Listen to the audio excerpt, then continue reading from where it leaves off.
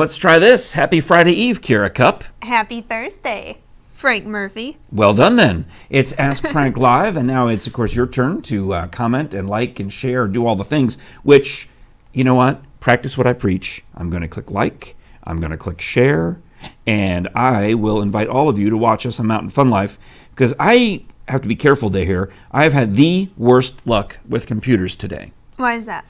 Well, in the middle of the night, my thermostat's emailing me that it's lost its connection to the internet. But your thermostat is emailing you. Yes, it's a very polite thermostat. That sounds terrifying. In fact, it just emailed me again that my wife got up in the middle of the night and rebooted the modem and restored the connection to the internet. So we had, the thermostat was back online. Because my thermostat and my coffee pot and are both connected, and my front porch light and another light in the house are all connected to the internet. So what you're saying is your house is smarter than you.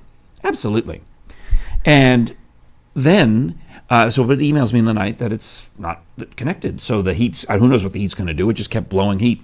And I thought, ooh, what do I got to do? Well, anyway, so that's been problem number one. I should have realized that was a precursor, a harbinger or harbinger. I have to Google how to pronounce that. How do you say that? Harbinger? Harbinger? I don't know. Anyway, a premonition, a foreshadowing, a warning. Oh, no. Of the computer problems I was going to have for the rest of the day.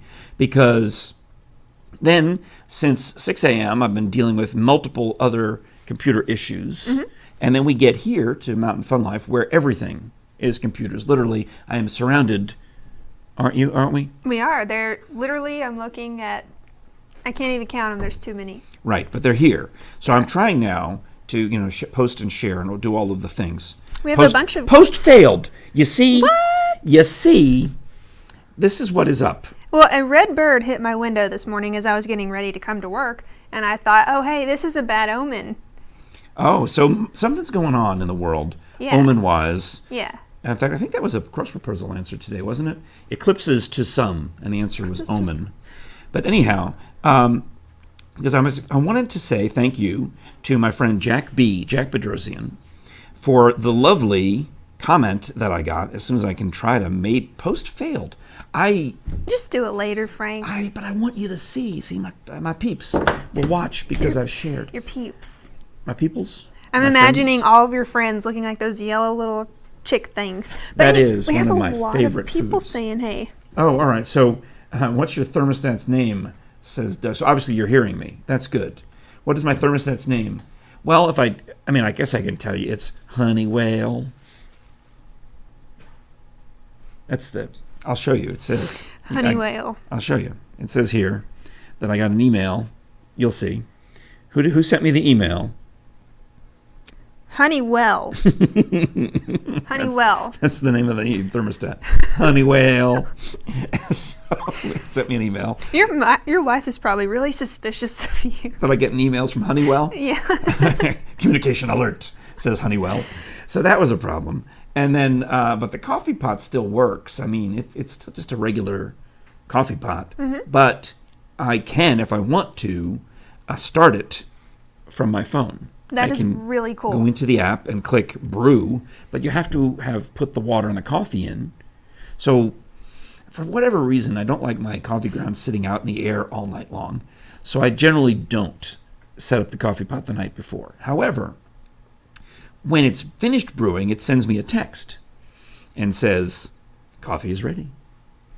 So that's nice. That is really cool. Yes. And that's Mr. Coffee. So maybe he and Honeywell are having a thing. They could be. Yeah. So that's, but all these problems occurred. So then computer issues, and we get here, and I'm now post-failed. I'm having trouble with this. And it's all because of the red bird. The red bird. What was it, a cardinal? I don't know. I don't know about birds, Frank. Cardinals are awesome birds. I posted it on Facebook, and everybody's telling me that it means that it's a loved one who's passed who's trying to visit me. But I think it was just a bird trying to get into my window. And he crashed into what? My window. Of your car house? I missed that. Oh, of my room. Okay. My bedroom. So I thought cardinals were smarter than that. The cedar waxwings, which look just like cardinals, used to crash into the windows at my home as a child.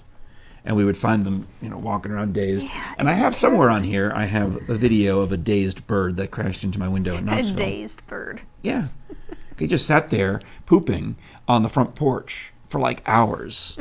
And finally, I thought that one of the neighbor's cats was going to come along and eat him. So finally, I went over to talk to him and make a video of him, and he kind of hopped and then hid in the bushes where he would be safer. That poor bird. Instead of out in plain sight where he was that's just good, yeah. had this bird daze from smacking into the window. Aww. So when I was a kid in New York, we would wait for the robins to show up. That was a thing. When you would see the robin redbreast would finally make it to New York, you knew that spring was in the air. It was a harbinger, if you will, of spring. That's what we waited for. But now I've realized that I live where the robins go south. Wait, we do?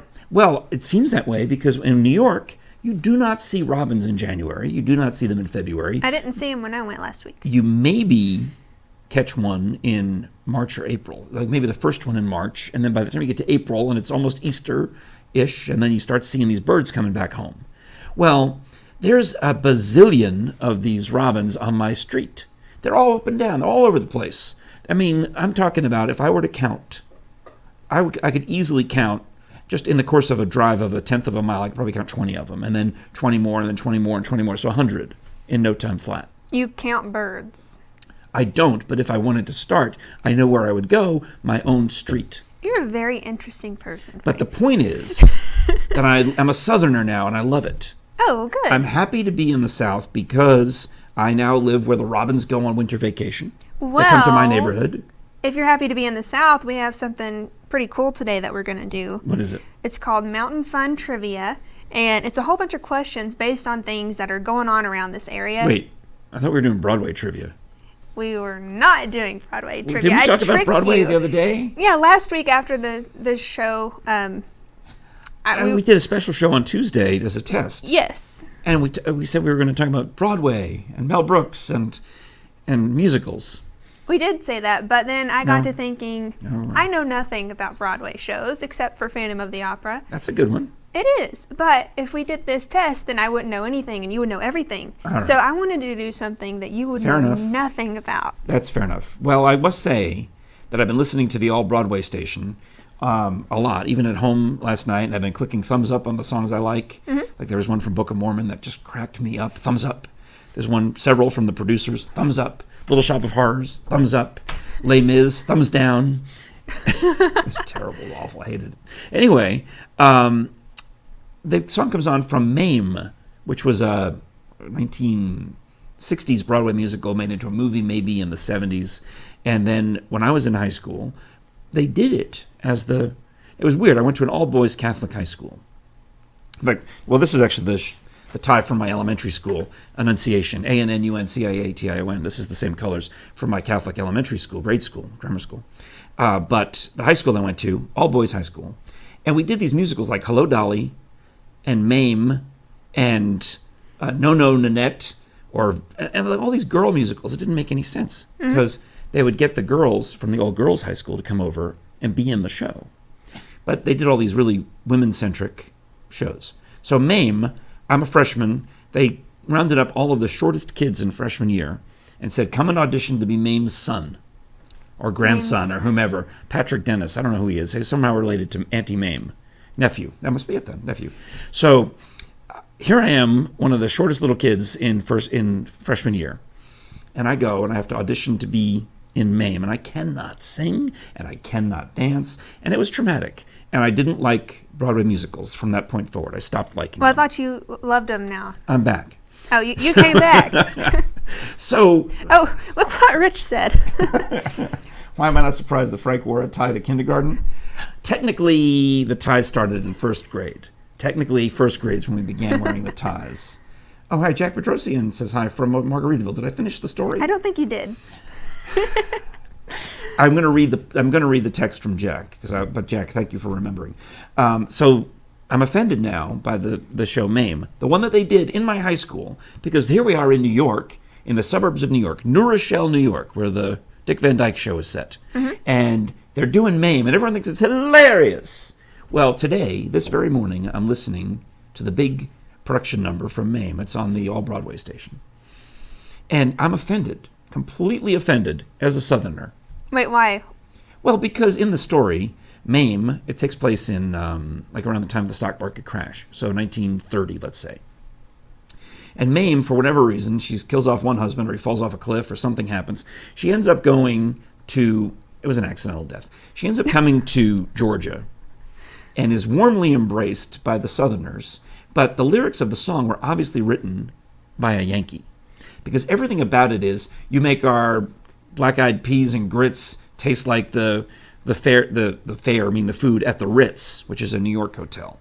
You make all of these Southern things better because you're here, Mame.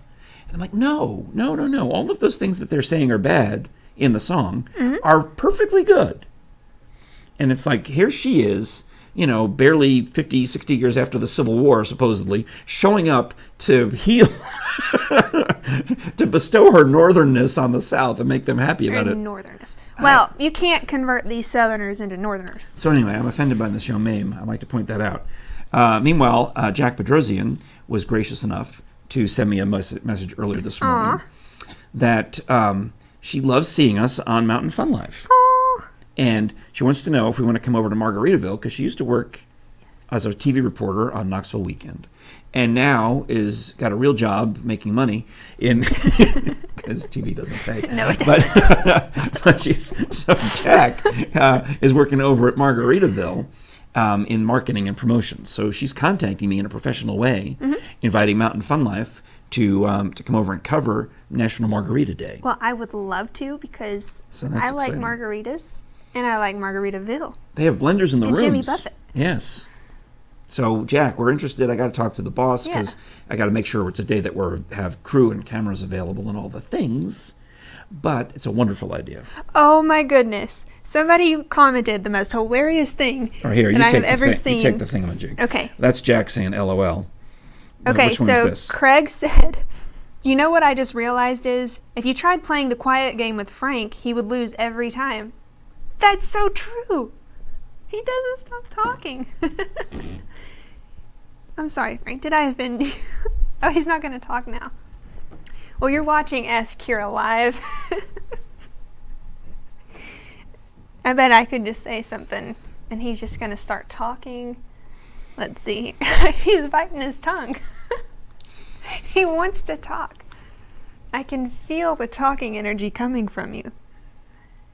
I can see it in your mind. What are you saying? What are you saying, Frank? Little Shop of Horrors is not the best musical of all time. Phantom of the Opera is not the best musical of all time. He's typing. I'm very competitive. Oh no. Okay, well, I don't know how to make you talk. Oh, Doug said it's not a bad thing. Rich said this could be very interesting. Well, this is my show. We have some tickets today. And if you're familiar with the show, all you have to do is comment, leave a comment, put an emoji, play our trivia game that we're going to play here in a minute, and you will be entered to win 2 tickets to be on the Lens in Pigeon Forge, Tennessee, which is a really cool attraction. I've been there a couple of times. It's super interactive. It's about pop culture and all these fun things. Oh, he's typing again. Do you release me from the quiet contest? He actually sent it to me. I don't know if I want to hear you talk again. Rich says yes. Let's see. Craig said, oh goodness, what did I just start? Thomas said, Frank is a talker. He needs to talk or he will explode. I think you're right. So Frank, I release you. I was on vocal rest. No, I will win a contest. You're gonna throw it on the gauntlet? I will. I'll win. I can win the quiet game. I can absolutely win the quiet game. I didn't really like that. I felt really uncomfortable that you weren't talking to me. Well, I would enjoy talking to you. I mean, of course, I'd love. What's this hashtag you're putting up? What is it? Hashtag. Someone put up a hashtag. Put it Free back up. Frank 2020. It's up now. Well done, Hunter. I should No, I want to win the game. I Okay. want to win the contest. I don't care what the contest is. Well, you were the only one playing, so no Well, matter yeah, what you did, you would win. Yay. That's So awesome. you won. But I can also win the nonstop talking contest. Yes, you can. Yeah. Yeah, I win. All right, so we talked about Jack Bedrosian. We talked about Margaritaville. Mm-hmm. We talked about how I was offended by the Broadway show Mame, right? Right. And let's see, what else did I sent myself notes of other things to eventually talk about. I think we're on Instagram also with like a We behind the are scenes on video. Instagram Live. Yeah. So if you want to Right there. Hello. hello Insta. So I think that is cool. I haven't checked to see how that looks. Oh, I've already lost. This guy says this guy Mick made up new rules to the Quiet Game. But that's Fight Club. I'm pretty sure you're giving me the rules to Fight Club as opposed to the rules to the Quiet Game. Well, I'm Nick's, fairly confident. he said, Frank, by mentioning the game and acknowledging its existence, you have already lost the game. All right. Well, then I'll take the loss for that one. But I think it's not fair to change the rules of the game after the game has Well, played. everybody knows that the first rules about the quiet game is How so? nobody talks about the quiet game. Because nobody talks in the Quiet Game. Of course you don't talk about the Right. Quiet Game while you're So- playing the Quiet Game. That doesn't make any sense. Because if you talk about the Quiet Game, you lose the Quiet Game. You have to just be quiet. Mick said, no, it's not the quiet game. It's the game. Oh, well, I'm not playing the game. Which, can we say Super Bowl on this? Are we allowed to say that, or do I have to say the game? Because that's a thing in broadcasting. Sometimes they don't let you say Super Bowl. You have to say the game. That's weird. Well, if you're referring to it in a commercial context, like you'll get all the time in broadcasting, you'll get somebody wants to sell an ad to the hot wing place. And they'll say, we're having the Super Bowl of wings, and oh my goodness, it's going to be fantastic, with wings inspired by Kansas City and wings inspired by whoever they're playing, San Francisco. And, oh, it's going to be the Super Bowl of wings. You can't say that and when you're talking in the context of a client. That You can makes only sense. talk about the Super Bowl in context of the championship of the National Football League. So, but salespeople don't care, don't know.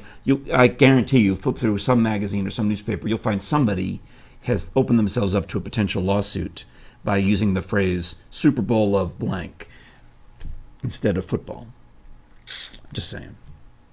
I will never say Super Bowl. No, Oh, you I can just- say you can say it if you're talking about a football game, but you have to always say the big game in other contexts. The big game. Yeah. We have our own big game. Like if we're having a watching party at the bar, you have to say, it's the big game. We're coming over and watch the big game at the bar. What is all this? This is too complicated. This is a long comment. Here, you can read that on your own.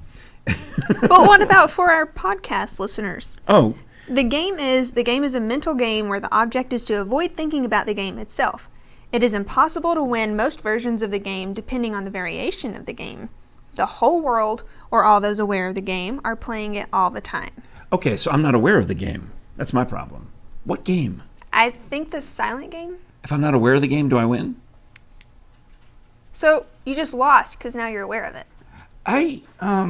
No, because I don't know if I necessarily believe Craig Brummerstead Wait, and Nick Enley. Hunter's telling us something from the Magic Oh, TV. the game is to not acknowledge the game? Yes. Oh, then I'll lose every day because I'm always aware of how the game is played. In other words, anytime you see the game in quotations, you lose. Well, Oh, dang it, Hunter. see, now I've survived my entire professional career by being aware of how the game is played and dodging bullets along the way. Yeah. So I think, I don't know. I may disagree. The fact that I'm now aware of the game means I lose. Okay, Which it's means okay. all of you lose. That's true. In fact, Mick Enley, you're a bigger loser than all the rest of us because you're not only aware of it, you're informing others, causing others to lose. So you're the devil of the game. You're the temptress of the. Oh well, we've all lost. Anyhow, you know what you can win though with all these silly comments. Here's the irony of it: is all of these idiotic comments about the game have created more entries to win tickets to Beyond the Lens. So Yes. Mick Enley, you may end up winning by losing. And Beyond the Lens is really cool. This is a video of me jumping into the alien ball pit, which Oh. they have all kinds of games in there. And Yeah. you don't have to be quiet. Okay, let's see it. There you are. It looks like snow from this angle. It does, but it's just those little plastic round balls. And they're alien heads? Yeah. Oh, that's cool. Look at you with the fanciness. We're seeing your entire computer and all the tabs you've got open. I know, I do have a lot Now, of will we tabs. hear the interview with John Elder when you play it? Or do we have to... Yes, we can. I hope we can. I don't know. Do you have HDMI coming out of there, or what do you have? Well, it's just wireless. Okay. Let's try this. See if we hear this Are you audio. ready, Hunter? Are you ready for this? don't No, know. we're not ready for this. He said no. Well, you've been to Beyond the Lens. Obviously, you jumped in the ball pit, and you did an interview with John Elder, who runs the place over there, right? There's the marketing. So you can Yes. see on the sidewall, I think you can see what the what it looks like. You can Yeah, see my sad-looking smile there, like. I think your smile looks fine. You have a good smile. Well, in that particular picture, I look like I'm like. It's a freeze frame. When you're on video, and the freeze frame is never becoming. No matter, you can't help it. You can go through all of the thumbnails on YouTube, and it's always going to look a little squappity. That's true. When whatever pose they pick Right. in the middle of the video. Well, Hunter, my audio was turned off. That's why you couldn't hear it. Do you want to try now?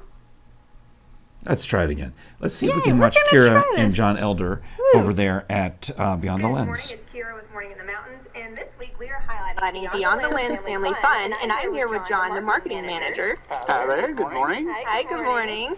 Now, something really cool about Beyond the Lens is it's about pop culture, and you all have an app. Yes, so whenever you come here, unlike other museums, our exhibits just don't lay there, you just go by and look at them. First thing I'll have you do is actually download an app when you buy your ticket. When you get the app downloaded, some of the exhibits, when you put your phone up, will actually come alive. Plus, we have a scavenger hunt that as you go through the museum, you can scan and find animals. What are you telling us? There's these little yellow discs. You see that? Like right down here. You still see it?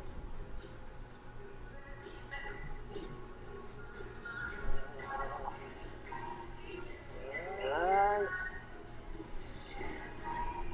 Whoop, there he is. Come back. There we go.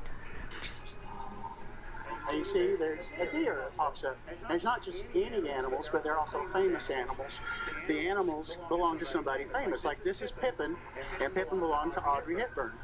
So as you go through the museum, you'll be able to go around, find different animals, and at the end, you'll actually get a list of how many animals there are, and so you'll see how many you found and how many you missed, and you can turn around and go back and see if you can find the rest.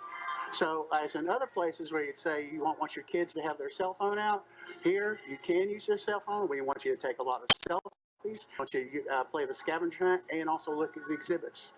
That is super cool. I can't wait to go through here and see what all animals I can find because I am a huge animal lover and I'm really excited about this. So thank you so much, John. It's been fun.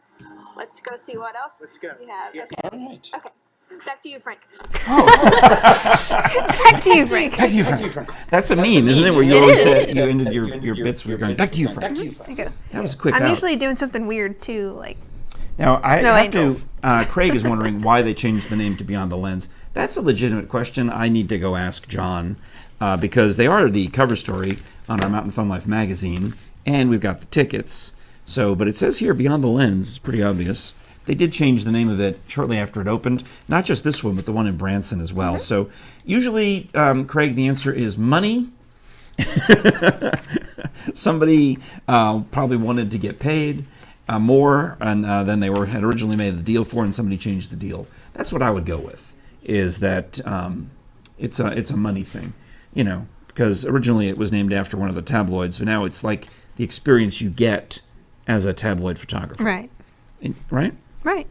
The paparazzi agree. and all that stuff. And you feel like a celebrity going in there too.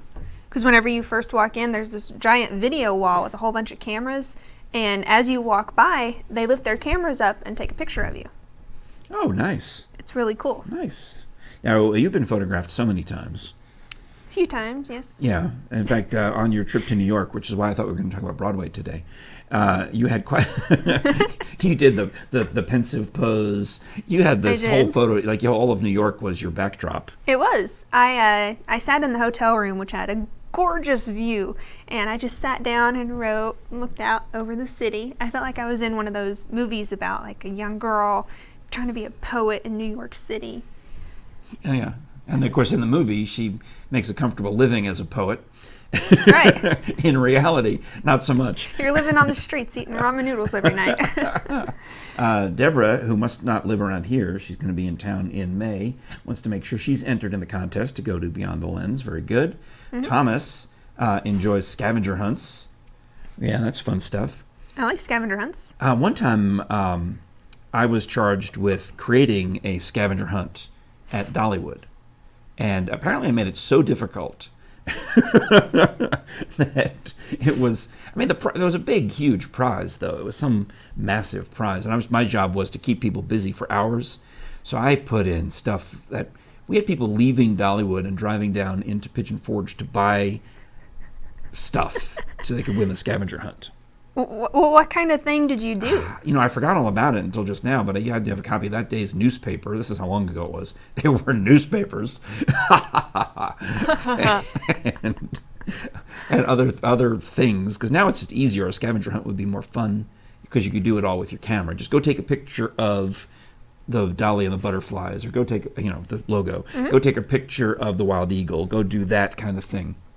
Whereas I was expecting them to actually bring back stuff. And my bosses at the time assumed that no one would care and it would be stupid. And they were surprised by the length of the line of people waiting to check in at my booth to participate in the scavenger hunt. So my boss has never wrapped his head around this whole idea of playing and having fun with all of this. I don't understand why people like Frank. One time I went to, he was doing some fundraiser thing for leukemia, and these people showed up, and they were all excited to meet him because they remembered him from California. And I didn't know the women. They listened to the radio station where I worked in California. Wow, so, you didn't know somebody. I do now. Her name is Priscilla. But like your mom. That's my mom's name, yeah. But anyway, so they show up, and my boss is like, "Why? This is weird." Like, so he tells these stories all the time, like, everywhere I go, someone seems to know that guy. Everybody knows you. Now we have a few questions on Ask Frank Live. Here's one from Wayne Freeman, and you can answer this, Kira. Do they still have exhibits like Bat Boy? In other words, Bat Boy was Weekly World News, wasn't he? Bat Boy. Bat Boy was not the National Enquirer. Bat Boy was in the Weekly World News, and he was this boy who looked like a bat. It was all fake. But we used to. I don't know if they still have that. They might have a small section that still has that, but they have a whole bunch of random things. Like, they have a lot of modern stuff too, and they also have this cool exhibit with that shows you the John F. Kennedy, how he was shot, and it gives you 3 different theories to how it happened. Mm-hmm. Oh, I used to. My dad collected some that was saved. He didn't collect. He saved from the actual time period of '63 some of the magazines of that era, and they were in a box up on the 3rd floor of the house. And I would go up and I would read these magazines and just look at it and puzzle over it. And I would read the book by Jim Bishop, The Day Kennedy Was Shot, and The Day Lincoln Was Shot, and all those things, because it was always, it was a real big deal. Mm-hmm. It's a turning point in our nation's history. So I want to say thank you again to Deborah for thinking I'm gifted. Gifted and talented program over here at Mountain Fun Life. Aww. Which do you want to be? You can be talented. If I'm gifted, you can be talented. I want to be both. All right. I was in the talented and gifted program in elementary school. That does not surprise me. Because you're very wise for your age. Thank you. I must say. Although you puzzle me a lot. But I forget. Like whenever I announce out loud that you're in your 20s, mm-hmm. I'm not really telling anybody other than myself. I'm reminding myself that she's only in her 20s and she's got all this stuff going on. I feel like I've lived a whole lifetime. Really? Yes. Like, I've done all kinds of random things throughout my life. I was in a rodeo. Mm-hmm. I was a painting instructor. I worked at a Mexican restaurant. I worked as a receptionist at a hair salon. I've done so many things. Wow. So that's why you have a more mature perspective on things. I guess so, because I've been in all the perspectives. That makes sense. Well, here's another question about behind the scenes in Pigeon Forge. Doug is hearing that the comedy club has phased out a lot of performers. What are they doing? Are they changing completely? Blah, blah, blah. Well, I don't have a specific answer for you other than that I can tell you, I interviewed 2. If you watch our Mountain Fun Life interviews from Morning in the Mountains, within recent weeks, I've interviewed 2 performers who had just left the Comedy Barn. Niels Dunker, who is the juggler, but he was a worldwide juggler. He's in the Guinness Book of World Records. He can go do juggling anywhere, but he was booked in for a run at the Comedy Barn, and his contract ended, so now he's not there anymore. And then Buford, the ventriloquist, was there for a long time, and his contract ended. But if you think about it, about a year and a half ago, when the company that owns Dixie Stampede, which I forget the exact name of that company, but With Stampede now. yeah, well, that company that runs Dolly's Stampede and Pirate Show bought the ones that used to be Fee Hedrick attractions, which was Comedy Barn and Smoky Mountain Opry and a couple others. And they said at the time, we're not changing anything for a year. So what that meant was, in show business, is all y'all this is your 1 year's notice. In a year, we're changing things. That's kind of scary. Well, no, it's really good. That's good. Well, I've worked at places where you get 0 notice. You walk in one day and it's like, oh, we're country now. Bye-bye. I mean, my friend, I can name a million names of people who got fired because the radio station flipped to country or flipped to pick a format. Doesn't matter. That happens all the time. They don't tell you until, hey, oh, by the way, yesterday was your last day. Here's your check. May I please have your key? Bye-bye. That happens. That's very common in show business. Whereas Dolly's company gave all these folks a year's notice. Like, we're changing things. You have to read between the lines. We're not changing anything for a year means we're changing everything in a year. So it makes sense, because what they're going to do, in my opinion, is take the Comedy Barn brand and integrate it in such a way that the schedule will be so that it doesn't compete with Stampede. Just watch me. Watch me on this. Yeah, you're probably if right. Stampede has a 4 and a 6, Comedy Barn will have a 5 and a 7. They'll make it in such a fashion that no matter what time it is, there'll be one of these shows you can go to, and they won't overlap. They'll all be unique, except for the part where Dolly appears magically on video over your head and welcomes you. I love when she does that. That'll be in every show. In my opinion, this is my prediction. I'm okay with her doing that. So Deborah really wants to win those tickets, because now she said, I'm gifted and you're beautiful. Aw, thank you, Deborah. Well, there's no argument on that. I think we already talked about this. And Doug said he saw the Niels interview, and change is good. So some people overreact on other groups. Oh, well, I mean, I guess I've been around the biz and the game for a long time. And that's life. That's part of it. You have to always reinvent, and Dolly is genius at moving forward and reinventing. You don't want to stagnate and do the same thing forever. No, because people don't like to keep coming back to that. That's what's happening. All right, so I'm going to not talk for 2 seconds. Okay. So say stuff, because I know it's time. Okay. It's time for your It thing. is time for Mountain Fun Trivia. Woo! I don't have any music prepared for this, so I have to make my own. Thank you. Mountain Fun Trivia. Do you know your Smokies? Or like the match game, I can do that one. Mountain Fun Trivia. So you want to win these tickets? Yes. Participate in the game.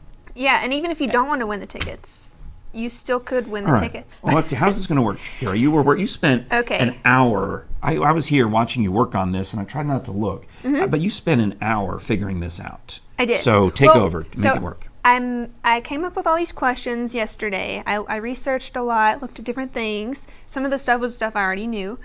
And so now I'm just going to quiz you and you all. Please. And I want you all to participate, and we'll see. Well, we're going to... You're cleaning up on comments. We're 3 pages in on comments on this little iPad. I still want you all to participate, though. So keep going. Yeah. Keep it coming. All right. So here all right. How do I see the questions? Where do I look? Okay. On the big wall over here on the big wall. All right. Or on Laws, laptop. trails, animals, history, random, bonus.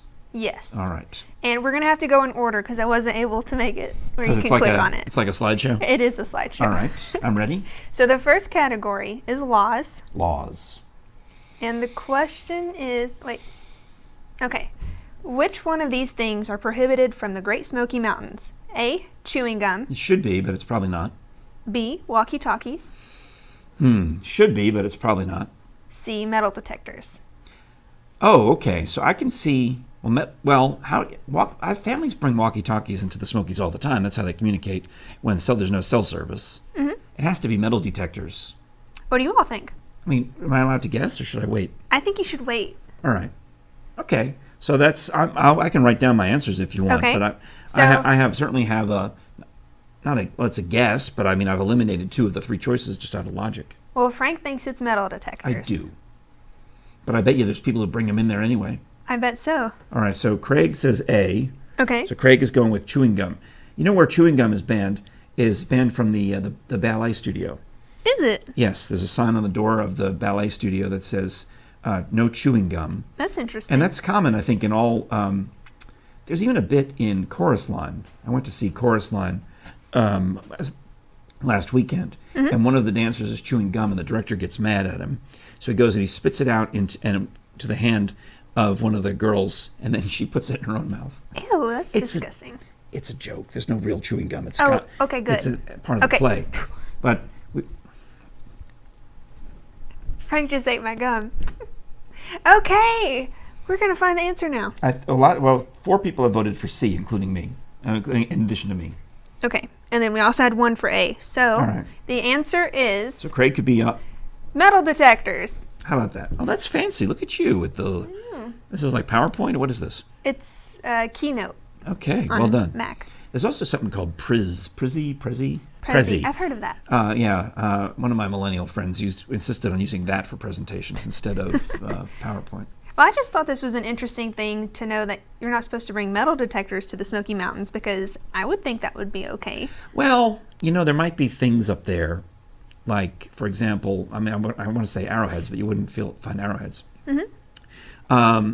Like at Cades Cove, there might be historical artifacts that are have been buried or just lost over the time, and you wouldn't want Joe Average coming and taking all this stuff off the national park property, because it's park property. It is illegal to take things off of property, even if it's just a rock. Yeah, so that's why, because guys with metal detectors. Think about our friend Chase Pipes from the Knife Works or the Relic Room. He goes around with metal detectors and digs up not only dinosaur bones, but he's always looking for Civil War bullets and any other kind of weaponry or artifacts.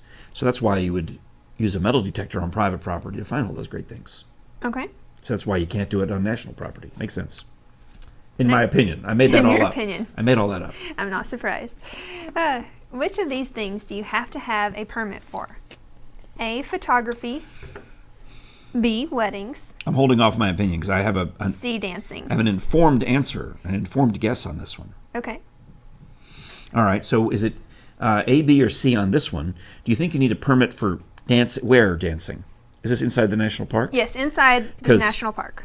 I am positive about one of them, and I'm not sure about the other 2. One of them has an exception. All right. So I'm 100% positive that, let some comments come in before I make my guess. Because I know people. You know people. I know people who may be in fact, I know all of these people. I know dance instructors because and my friend Emily was a dance, you probably know some dance instructors. My friend Jessica is a dance instructor. I know my Facebook friend list is full of dance instructors by odd weirdness. I know a lot of people involved with weddings. I know wedding DJs. I know a few. I know wedding officiants. Mm-hmm. People who can minister your wedding. Tim Coleman from Sweet Fanny Adams is a wedding officiant. Oh, that's cool. Karen Reynolds, the songwriter who is here, she will minister your wedding. There's a lot of people I know who do that. And photographers, including you. Yes, you're a photographer. I am a photographer. I know dozens and dozens of photographers. Everybody's a photographer now. But I know ones who actually have a business license and do professional photography, including wedding and engagement pictures. Right. So I have an informed answer as to those 3 categories. Okay. Well, we have somebody who's all right. So it looks like Mick is going with B, and he means B, wedding. So thank you for clarifying that you're talking about which one. So can I give my guess? Yes. What's your guess? My guess is A, photography, And I'm basing that on my friend Stephanie Richer, who has posted many times about needing a permit to shoot in the national park, and she's one of the few who actually gets it. Whereas weddings, you need a marriage license from the county anyway, but specifically to do professional photography, you have to get a permit. Now, granted, I can go in and take a picture by my own, and I don't need a... Well, Is there a catch? the answer is weddings you have to have a permit for. You can take photos in the Smoky Mountains. You can bring a nice camera, but if you're doing commercial photography... That's what I'm talking about, is Stephanie with her commercial Right. photography. Yeah, Yes. but if you're just going there for fun, you can take photos. But if you hire a professional photographer to take your engagement photos Yes. on the top of Mount LeConte, that photographer needs to have a permit. Because Yes. that's a commercial photograph. Even though you think it's just for your private engagement pose or your whatever it is, that's why I went with photography. So congratulations to Mick, Doug, Thomas, Deborah, all got wedding correct. So good. Yeah, it didn't say professional, so that was the catch. You you Right. tricked us. I did. Well done. Thanks. I learned from my high school because they tricked me every single time. Right, because you didn't say professional commercial photography. All right. Right. Okay. Fair enough. Here we go. What is the maximum party size when staying at a campsite? A, 4 people, B, 8 people, or C, 12 people? All right. I would have to understand what the parameters of the campsite are. What does that mean? So that means like if you go to just a regular camping ground and you put a tent up and you stay there overnight, you can only have a certain number of people staying with you. Otherwise, you're not allowed to have that many people. That seems unfair. It does, but at the same time, I can see why they would do that because they don't want big parties happening there because they want permits for that kind of thing. See, big parties are fun. They are. Who doesn't want to have a big party? I know. So now, based on what you've said, Uh-huh. you've implied that a smaller number is more likely than a Right. bigger number. Maybe. Which one do you think it is, Frank? Well, I'm just trying to think how much government interference. Government And how are they going to count? I mean, 4 they can count on one hand. 8 they can count on 2 hands. But 12 you would need to take off your shoes. So it's probably not 12. So I'm going to eliminate 12 on the fact that you can't count that high on your fingers. Okay. Some park ranger's going to be mad. Probably. So I'm, and 4 seems like a small number because, if you have more than 2 kids, that seems unfair. So We have some people guessing. several guesses of 8, which is where I'm basically headed in this same situation. Right. Because my wife had, I think, 5 or 6 kids in her family, which would, plus the parents would make 8. So I'm going to go with 8. Okay. So B, 8 people. B, 8 people. You All are right. correct. I have deduced it. Is You what have. You're saying. All right. Now, there are some exceptions. There are some campgrounds that will let you have up to 12 people. But the people can only be over a certain height. I don't know. You have to be. I don't know about you know, that. children. Like for example, it's like a ride. If you're this high or under this height, you can stay. You don't count as a whole person. You're a kid. That's if you're true. tall, no, you can't. That'd be interesting I made to that see. up. But there are exceptions, like you can get permits to have certain parties in certain areas if you have multiple people. Okay. They just want to make sure that everything's controlled and that it's All safe. right. Okay. So I think Doug is winning right now. He I seems to be think 3 so. for 3, possibly. Go Doug. All right. All right, next question. Now, this is going to be a new category. All right. Trails. How many miles of hiking trails are there in the Smokies? A, under 400 miles, B, 620 miles, or C, over 800 miles? Well, B is very specific. So I'm going to eliminate that. Okay. Let's see, because the Appalachian Trail runs through the Smokies, which is the long way. So that's a lot of miles right there. You just answered one of the questions. What? Which trail is the longest trail in the Smokies? Okay, well, you didn't have to tell me that. I'm just deducing Okay. from the information that I'm presented with. Okay. So therefore, I'm going to pick the Mick. I'm with Mick Enley. He and I are in agreement that the answer is over 800 miles. Okay. And I think Deborah also agrees. So, and does Thomas. And Thomas. So we'll see. If Thomas says C, then we should just go with C, because he's probably Googling all this. Probably. I have a feeling that Thomas is just as competitive as I am. Probably. So how many miles of hiking trails are there in the Over Smokies? 800? Over 800 miles. One cool thing that a lot of hikers do around here is they try to join the 900 Miler Club, which means that you've hiked all of the trails in the Smoky Mountains within 1 year's time. Whoa. That's crazy. It's a lot of miles. You can't have a job or anything. No, probably not, unless you're really fast at it. You don't have time to do anything else except walk 900 miles. Right. I would walk 900 miles. Maybe that's what they were talking about in that song. No, it's only 500. No. Oh. But then 500 more to get to 1,000. But Yeah, there we go. All right, next question. This Smoky Mountain Trail passes through 14 states and is 71 miles long. Which one is it? I will recuse myself from this particular question because If you were I've already paying blurted attention- out the answer. I know, if you were paying attention, then you know the answer to this question. A, Appalachian Trail, B, Bullhead Trail, or C, Rainbow Falls Trail. All right. Now, meanwhile, Doug is to the point where he says he can't Google because he's driving. Wait, I hope you're not driving in Tennessee, Doug, because it's illegal to hold your goodness. hand in your phone while you're driving in Tennessee. Let's see. Looks like Thomas is excited. Mick appreciated the joke, which I assume, Mick, you're doing the Proclaimers joke. Is that the one you liked? That also refers back to the old How I Met My Mother. I used to listen to that show, that song. Mick is going with Appalachian Trail. Okay. I almost thought A for Appalachian, B for Bullhead, and then C for... Well, the answer is Appalachian Trail.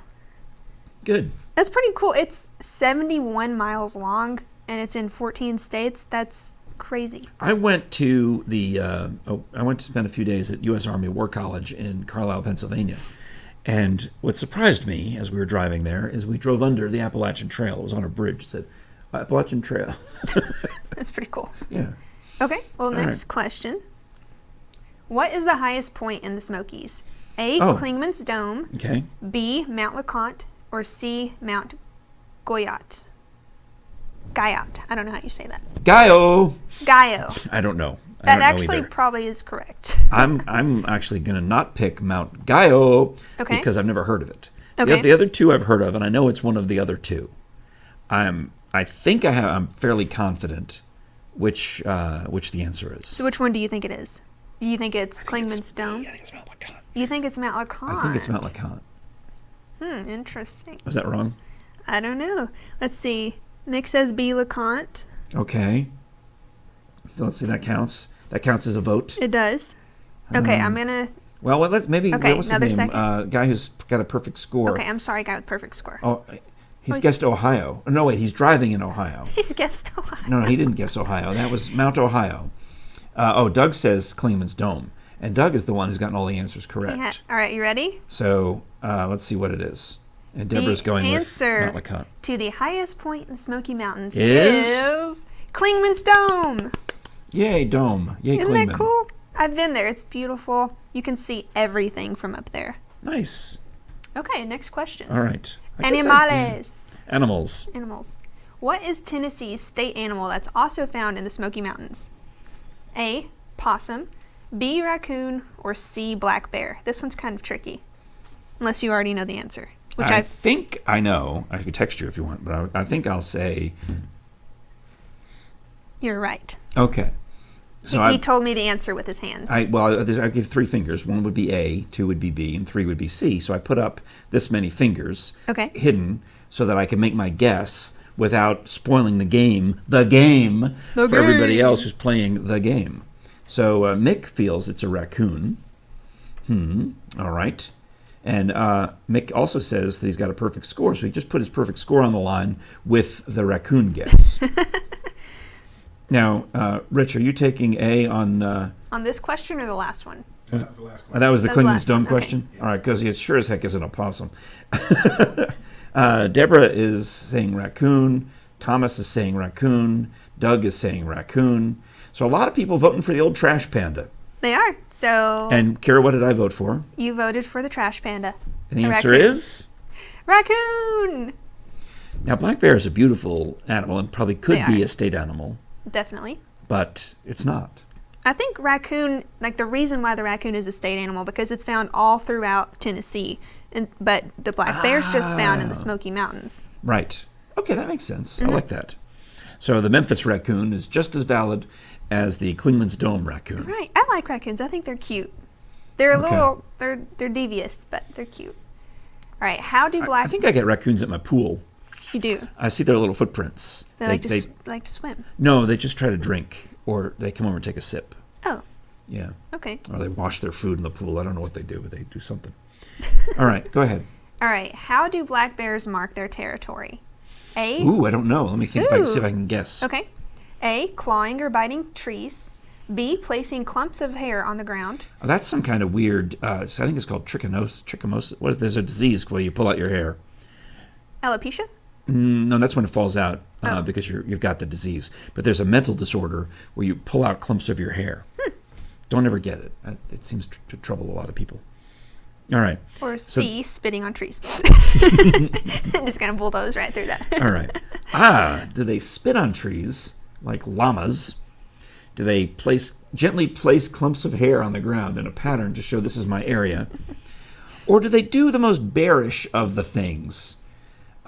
Which to me, of those three choices, spitting, placing, or clawing, one of them sounds like a thing a bear would do, and two of them sound things like a Broadway show bear would do. You're very smart, Frank. So it looks like Mick and Deborah agree with me that it has to be claw. I mean, I don't know the answer. I think it has to be clawing or biting. Okay. Well, the answer is clawing or biting trees. Yay! All One thing right. that bears will do is they'll, like the male bears, they'll try to claw a tree and try to get as high as they can, and it's showing that like they're taller than everybody and they're higher and better than everybody else. Roar. I know. Rawr. Bear Monday on Thursday. Bear Thursday. Rawr. All right. Okay. Is this statement true or false? You can take your dog hiking as long as it stays on a leash. Well, because technically, if he's free from the leash, he's not hiking. He's just running away. Mm-hmm. So this might be a grammar question, folks. If the dog is leashed to you, is the dog then hiking as opposed to wandering? Is this within the confines of the Great Smoky Mountains National Yes, Park? this is within the Smoky Mountains. It seems to me that it would be a bad idea to take dogs into the national park. It strikes me as a bad idea. Okay. I mean, I don't have a dog. My sister would probably take her dog in there because, I don't know. Let's see if we. How many guesses on this, or for true false? I don't see anybody saying false or true. I'm gonna say false because I think it's a bad idea to take your dog into the park. Oh, Deborah says true. Or maybe it's right. I mean, I guess you know what? If it's a service dog, then the bears won't eat it. Right. The coyote will leave it alone if he's got a service dog Oh yeah, vest because on. their vest says "Do not pet." Even if it is true, I think we should start a campaign to make it false. Mm-hmm. Because I just. Okay. Well, everybody's saying true, so let's see the All right, answer. then I guess it's true because you guys have dogs and I don't have a dog. The answer is false. You actually are not supposed to take your pets on hiking trails unless you can bring a service dog, but bears and other animals are likely to come and attack the dog because they're small and they're a good snack. Yes, eagles. Eagles will eat your chihuahua. A hawk will totally, yeah. Right. And then also, you actually can bring your dog on a couple of trails. The Gatlinburg Trail and the Oconaluftee River Trail. I love that word. I never knew it until I worked here. I would hear Brad Levitt say Oconaluftee, and I'm like, that's a good word. Oconaluftee. Thomas says he's seen people walking their dogs on leashes while they're hiking. Of course. People Yes. all right, I'm going to get all your dog owners are going to get mad at me, but it seems to me that a lot of dog owners don't care. No. Including my sister. She leaves the dog in the car and when she shouldn't. She takes the dog to places where she shouldn't. Mm-hmm. They crap on my front lawn when they shouldn't. I just have a feeling that dog owners have their own worldview. They do. That isn't the same as We do. the rest of us. I'm a dog mom. Okay. Mom, a dog mom. I am. Scully bags my everything. What does it say about elevating animals to human status? All right, go ahead. Moving on. All right, next category is history. History. Yay! What year did the Great Smoky Mountains become a national park? A. I know.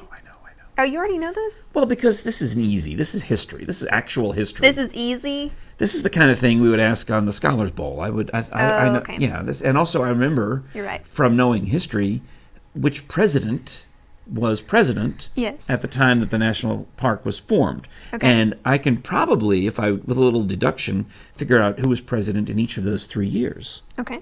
If I give me a minute, but there's the president that comes to mind.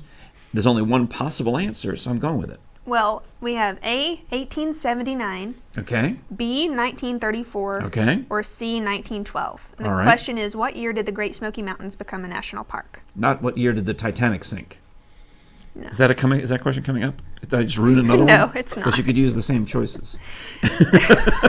Yes. All right. Let's see. We have So people still complaining about the dog question. So we're a little bit of a lag here. Deborah's mad about the dog question. Doug says 1940, which is not a choice. It is not But a choice. if we were to round off, 1940 is a lot closer to 34 than it is the other two choices. Mm-hmm. So we'll assume that this is not a trick question. Right, it's not a trick question. The answer is not none of the above. No. Okay. All right. So we'll assume that Doug is going with the one in the middle. Okay. And I also am going with the one in the middle. Okay. So the answer is the Great Smoky Mountains became a national park in 1934. And you know how I knew? How do you know? Franklin Delano Roosevelt. President from 1932 to 1945. You are correct. And That's how I knew. And you know some more history about that. Well, he actually became president in 33, if you want to get technical. He was elected in 32. Go ahead. And he was actually there whenever Yeah. the park was founded. Yeah, they managed to hide his polio from the press somehow. They did a great job of driving him around. Hi, I'm Roosevelt. Hello, everybody. And most people at the time were not aware that he was in a wheelchair. Yeah. It's pretty cool. Because he had that long cigarette, and that's all everyone looked at was his long... Long cigarette. Well, it was in a cigarette holder, Oh, yeah. Those are cool. like Morticia Adams. Okay, next question. Please. What was Gatlinburg called before its name now? A, White Oaks Flats, Ooh. B, Blue Ridge Square, or C, Cooper Holler? Oh, wow. Which, do you know the answer to this I one? do not. I've heard Ooh. the story of Gatlin. In fact, it was the guys from the Civil War place, Buttonwillow. They came and they told us the story of Mr. Gatlin was either Northern or Southern, whichever he was. He was either Union or Confederate, but whichever he was the wrong one. So they ran him out of town. Yes, but they still named the town after him. Yeah. So, what all do you think? Well, why would you name a mountain town anything flats, number one? Why would you name a mountain town anything square, number two?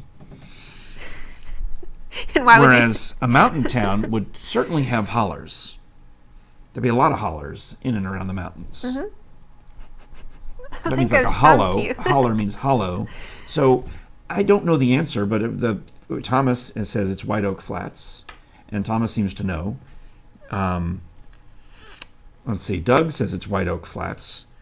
Again, I don't understand why you would name it anything in the mountains to be flats, but the popular vote is clearly going with White Oak Flats. Okay, let's look at the answer. It's White Oaks Flats. The town was named Gatlinburg in 1856. Oh, my history only goes back to 1857 in my head. I'm still working on anything before that. I do think it's interesting, though, that it was called White Oaks Flats because it makes you think, why? Why was it called that? Yeah, why was it called that? I have no idea. I didn't get that in depth.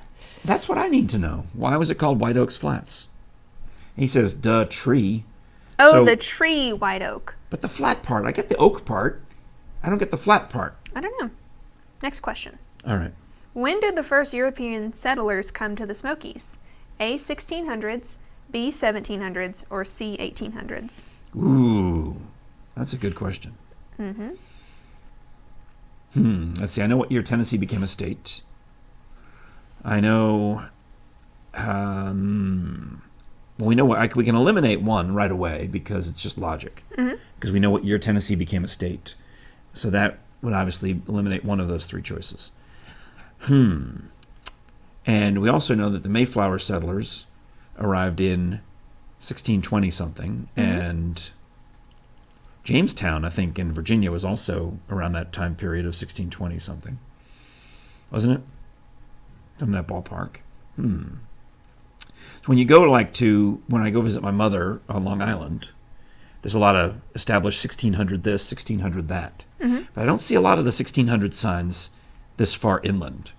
So now you all need to make your guesses here online, but I am again picking You are correct. what I think he it showed to me be. with his fingers. So now you all place your guesses. But I'm just, not, without knowing the answer, I'm logically deducing that it can't be one of them, because we already know there's signs around town that are older than 1800, so it can't be 1800s. Doug says 1800s. Well, I mean, what are you rounding off? Because 1790, 1793, something like that was when Tennessee became a state. 1790 something, maybe 91. I don't know. Well, So I'm going with 1700s. 1700s. The answer is 1700s. Well done then. Ooh, I knew you'd get this one. Yeah. Okay. And Because you think I'm that old? well, yeah, you're from 1700s, aren't you? Yes. Why is there a plumbing company named after one of our founding fathers? It doesn't make any sense at all. That's a good There's question. no reason to name a plumbing company after one of the architects of the Declaration of Independence. It doesn't make any sense. The man would have used an outhouse. Carry on. Well, I think we should introduce Rich in here for sports because we are running out of time for trivia. All right. Well, it was a good game. Well It done. was. Nice Thank job. you. Thank you. You worked hard on that. I did. And All right. let us know what your score was. I'd love to know if you got all the answers right. Yeah. All right. Well, so good guesses on all of these. And we do have a bunch of people then, Doug, Deborah, and Thomas, who I guess Doug changed his guess. But well done. So you're all in the running, and we'll have to, I don't know who's going to pick this up. But what we're going to do is bring in Rich Haley on Ask Frank Live. This has been a fun game It has today. been. I liked it. So I appreciate that. And we'll do that right after this message. You're watching Kira and Frank here on Mountain Fun Life. Want more Mountain Fun Life? We are now streaming through Roku. Roku is a device that enables you to stream entertainment to your TV through your internet provider. The starting price is only $29, and you can purchase one either online or through your local electronics retailer. It's easy to use, and you won't have to worry about missing any more Mountain Fun Life episodes. Mountain Fun Life, guiding your adventure. Being a successful business is a lot of work, especially when you have to design your own media projects and advertisements. Let us take care of your media needs.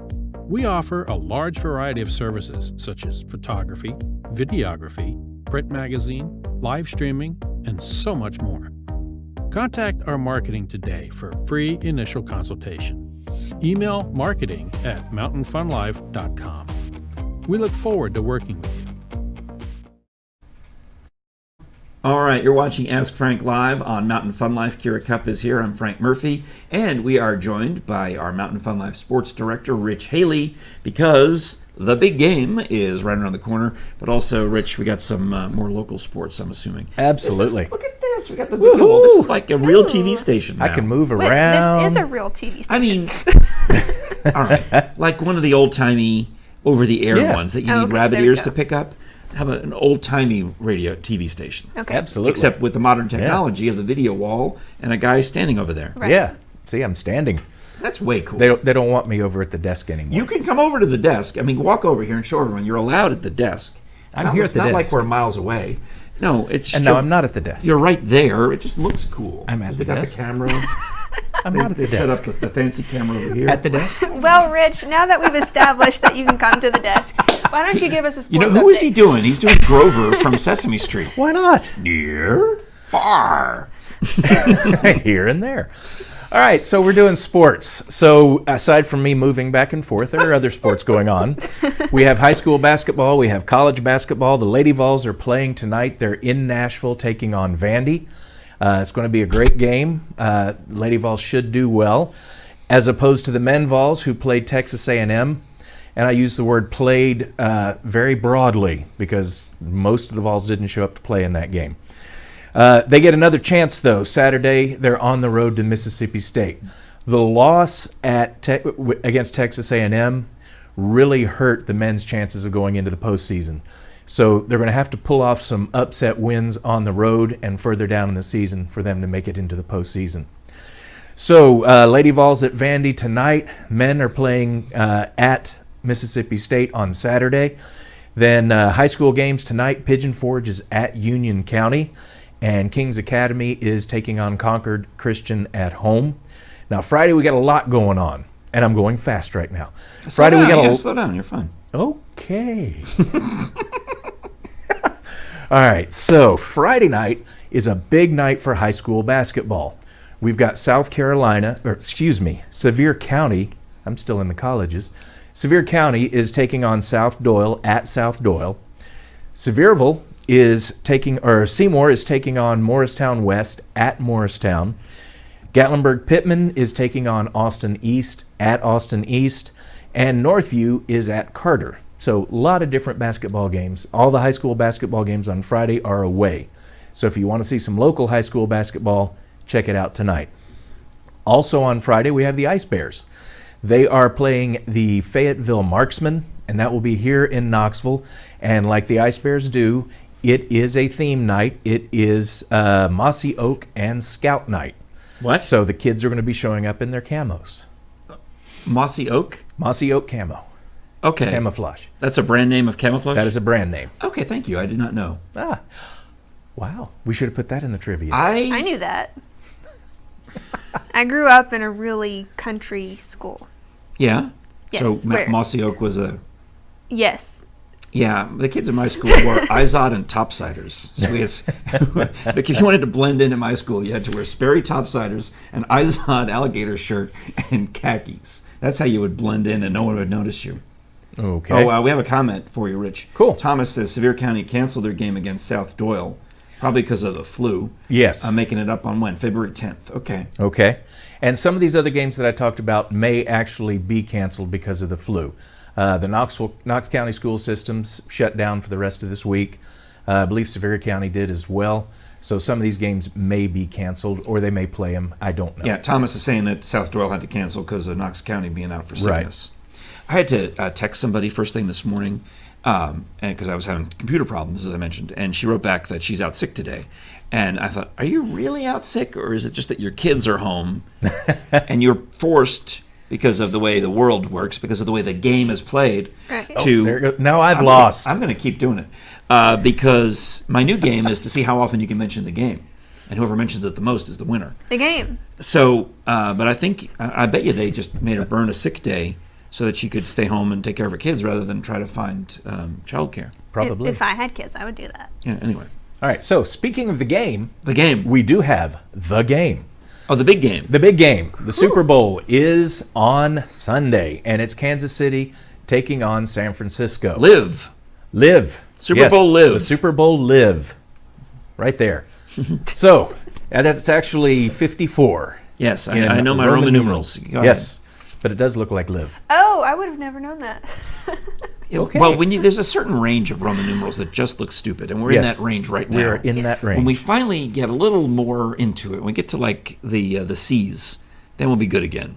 Yes. Because then, and the M's are really cool. M's are cool, but we're going to have to wait a while to get the M's. Yeah, the M's are 1,000. But anyway, and in fact, we won't get to C in my lifetime. No. So carry on. Won't even get to the D's in our lifetime. Nope. That makes me livid. Live-id. Oh.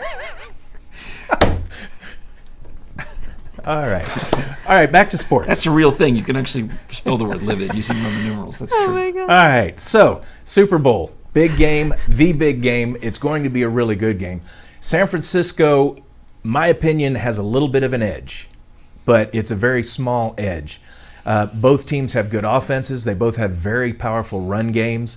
Both teams have very good defenses, especially against the run. So it's really going to boil down to who has the better night and who really wants it more. I'm going to give the slight edge to the San Francisco 49ers. Really?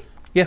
I think, all right, I thought the Chiefs wanted it more. I thought the Chiefs haven't won a Super Bowl in 50 years. True. So that's what made me think they wanted it more. Yeah, but San Francisco's just been playing with that little bit of a chip on their shoulder. All right, well, I mean, you look at Garoppolo, he's only had to throw the ball 27 times in the entire playoff period, which means their offensive line... Who's that? Janine Garofalo is on the team? Yes, Janine. I didn't know she played football. Yeah, she's the quarterback. Oh, nice. All right, so who's the guy on... wait, Patrick, give me a minute. Patrick. He's your best friend. He's your... Pal. Amigo. Keep going. Buddy. Patrick Keep Buddy. going. Buddy Jeg. Buddy, Friendo. Patrick Hammer Pal. What a guy. Pat, you know Patrick I'm talking about. Yeah, Patrick Mahomes. That guy. That guy. He's going to win because... Because he has a cool name?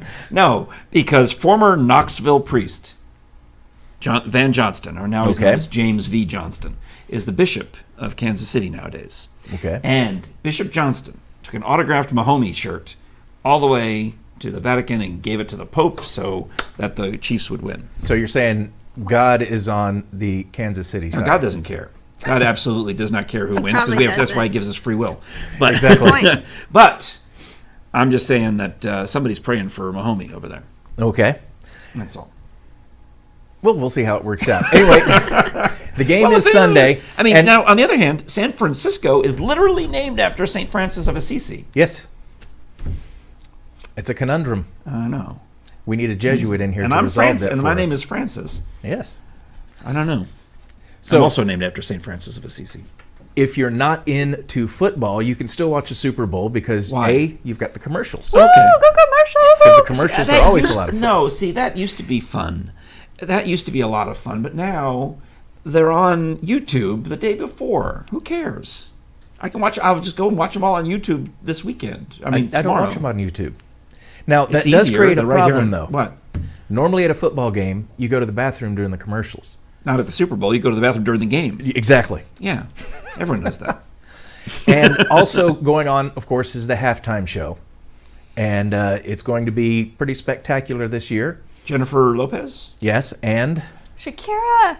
yeah, we've got a double headliner. Now they're not speak. I read something that they were not speaking to each other at rehearsals. They originally had maybe talked about doing some kind of two-person bit, but now Shakira comes on and her hips don't lie, and then she's gone, and then J-Lo comes on and does her thing, and there's like, maybe that's a. I hope it's a misnomer. I hope that's just a bad rumor that came out of one rehearsal where they didn't need Yeah. to interact. I hope it is, because that would be sad. Yeah, I Great. can't see them not interacting with each Yeah. other. Craig Brummerstead is picking KC.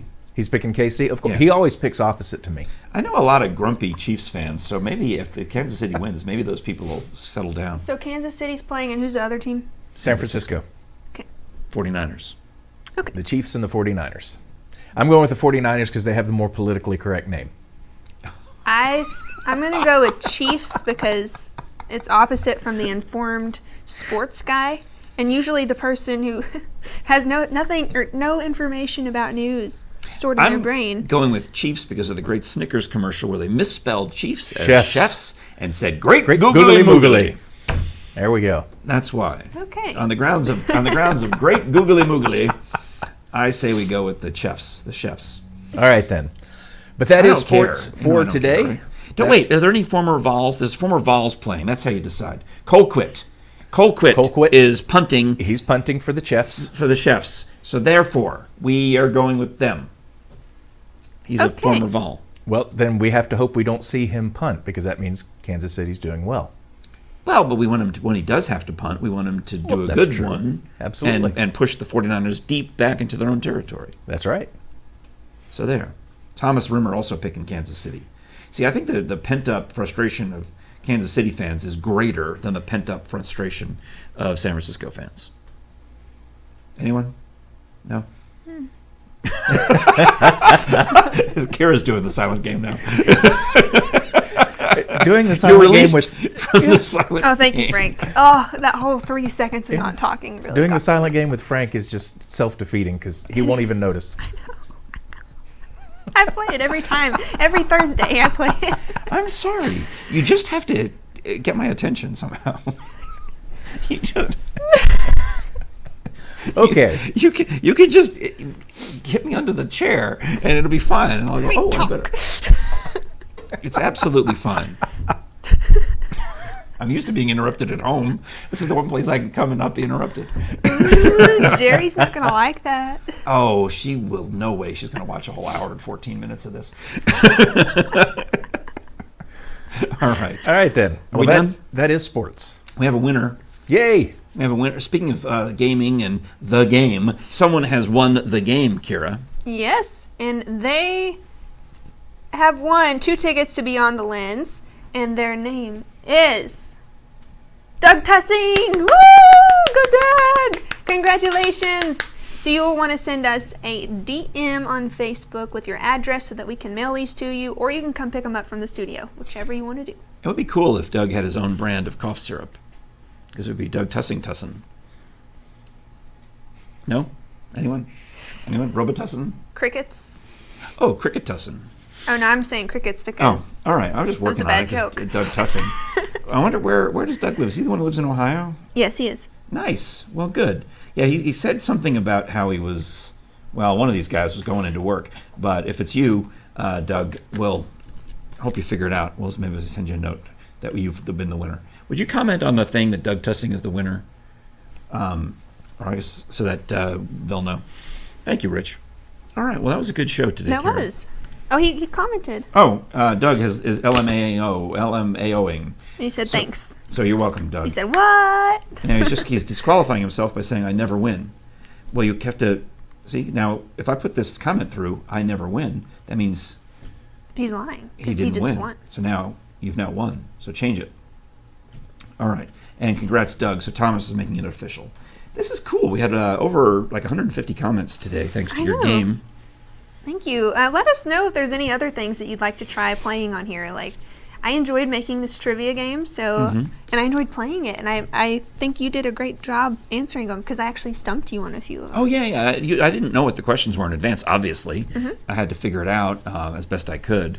So what did I get wrong? Mount LeConte, it's actually Kleeman's Dome is the highest point. And I think the dog thing about dogs. No, I was right on the Oh, you were. dogs because I know what the answer should be, even though in practice no one follows it. But the one you got me on was commercial photography. I never assume, that you were talking about needing a commercial photographer's license to photograph in the Smokies, and I forgot that any one of us can go take a picture of the Smokies without having to get a permit. Right. So good job on that. Good question. Thank you. You That was did a very good job question. answering. All right, so next week I will come at you with some questions. How about that? I like that. How hard do you want them? Because I can have algebra. I've got I'm trigonometry. good at algebra. Well, I used to be. I don't know if I am anymore. I'm playing. I don't even know what the theme of next week's show is going to be yet. Yeah. Because we should mention before we wrap that starting on Monday, we are doing some new formatics here on Mountain Fun Life. We sure are. It's going to be Monday through Friday as usual, but at 9 a.m. we'll have the weather update with Captain Accurate, and then at 10 a.m. we will do our Morning in the Mountain show, but we're going to make it interactive so that you all can still comment to us like how you do on today's show. Which is confusing to me because I thought we would just incorporate Captain Accurate into the other show. But I think we're doing that too. oh, but he's so big that he gets a standalone. Yes. In addition, Everybody loves Captain Accurate. because I thought it would be cool during the show to go, hey, let's go to the weather. Let's go now to the weather center I mean, over there. We might do that too. And then there's going to be a sports show called what's it Sports called? Smorts and the Spokies, I think we decided. Smorts and the Spokies. That's a spoonerism for Sports and the Smokies. That was the joke Rich and I were doing on Monday. Guys, you are terrible at jokes. Well, all right, it's not a joke. It's a spoonerism. Rich's face. So when is that show? When's the sports show? It'll be, so Monday. You want to come back over here and just tell us? Does his mic still work? Rich, when is the sports show? The sports show is going to be, all right, there I am. Sports show is going to be Wednesdays and Fridays. Oh, good. All right. So 10 o'clock in the morning, Wednesdays and Fridays. Excellent. All right. And of course, I'll still be bugging you on Morning in the Mountains. Nice. Well, you live closest, so it's Yeah. I live in a trailer right behind the studio, so the it just shortest works out commute fine. of all of us. So that's good. All right, good. Excellent. Congratulations on that. I'm glad that Yes, you're doing that. it's going to be cool. I'm excited. Nice. We're excited, nice, too. Nice. And then what are we doing on Thursdays? Are we keeping this show or are we doing Morning in the Mountains on Thursdays? That's a good question. All right. Well, we'll be here. Either way, you and I are still going to be here, right? Right. On Monday. Now we're going to be here on Mondays and Tuesdays and And Thursdays. Thursdays. And then Rich is here the other 2 days. Yes. I'm here every day. Gosh, I have no Rich. life. You have to. God, give No, you have a mountain fun. I have a mountain fun life. on that note, that's a good out, actually. I recognize that as an excellent way to wrap the show. Thank you. You're welcome. All right. So like us, comment us, share us, do all of those things. I appreciate it very much. In fact, oh my gosh, who was the burlesque lady with the tattoos? Rosemarie Machario? Mm-hmm. She shared the post. I saw that. I got notified that she shared this, and we appreciate that. her. Yeah. Her interview, Rose, the interview that you recorded with me is going to be on tomorrow morning's Morning of the Mountain Show, 9 a.m. So there you go. Anything else? I have nothing else. Are you going to play the silent game? Don't. I was going to let you close out the show. Oh, come on, Kira. You can't go silent on me now. Kira. Now she's turning around on me, has she? All right. Well, Kira, I think I can find a way to make you talk. I'm sure there's a way. Look at Kira's hair when she's sideways. It looks like she's traveling very fast. No? Look at Kira's hair. She looks like Madeline Kahn at the end of Young Frankenstein. Yes, the Bride of Frankenstein hair. That's a slight insult, but it's getting back to Mel Brooks. Okay. Kira, I release you. Thank you, Frank. This is my natural hair. It's beautiful. I'm just playing. Thank you. I have to be nice now because your boyfriend followed me on Instagram. Ooh. We'll wrap the show. Okay.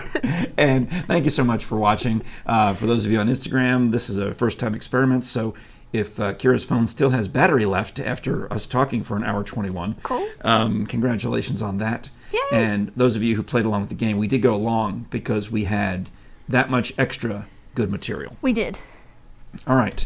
Congratulations on the tickets. We'll be back tomorrow with Morning in the Mountains at 9 o'clock. And then Monday, the new format starts right here on Mountain Fun Life. So be looking for us at 10 o'clock Monday through Friday. Because we'll probably come out at like 10:15, right? Probably. Don't tell Bob. Yeah, Okay. don't tell Bob. I'm Frank Murphy. And I'm Kira Cup. And you're watching Mountain Fun Life. We have our own magazine. Our prints are located in shops, gas stations, hotels, ballparks, all over the Smoky Mountain region. We offer a concierge service for cabins, hotels, resorts, and individuals. A portion of any of our services or ad space may be applied as ticket value to the cost of any service or ad you book through us. Contact our marketing today for a free initial consultation. Email marketing@mountainfunlife.com.